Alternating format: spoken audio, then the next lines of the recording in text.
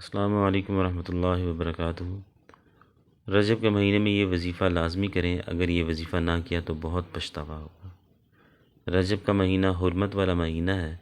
اللہ تعالیٰ اس مہینے میں عبادت کا ثواب 2 گنا کر دیتے ہیں۔ آپ نے زیادہ سے زیادہ نفل پڑھنے ہیں اور استغفار کرنا ہے، اور پیر اور جمعرات کا روزہ رکھیں، کیونکہ ہمارے آقا حضور پاک صلی اللہ علیہ وآلہ وسلم پیر اور جمعرات کا روزہ رکھتے تھے، اور اس کے بعد آپ نے ہر روز رجب کے آخری دن تک فجر، ظہر اور مغرب کی نماز کے بعد اس عمل کو کرنا ہے۔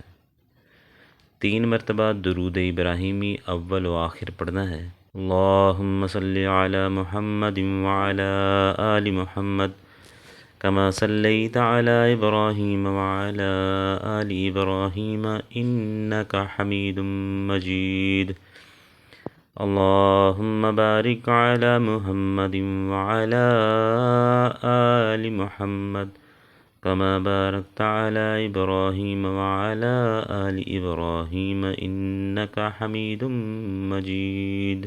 اور اس کے بعد تیسرا کلمہ پڑھنا ہے، سبحان اللہ والحمد للہ ولا الہ الا اللہ واللہ اکبر ولا حول ولا قوة الا باللہ العلی العظیم۔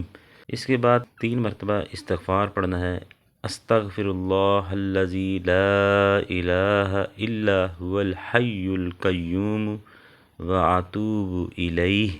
یہ عمل کرنے سے جسم کی تمام بیماریوں کا خاتمہ ہوگا، اور گناہ معاف ہوں گے، اور رزق میں برکت ہوگی۔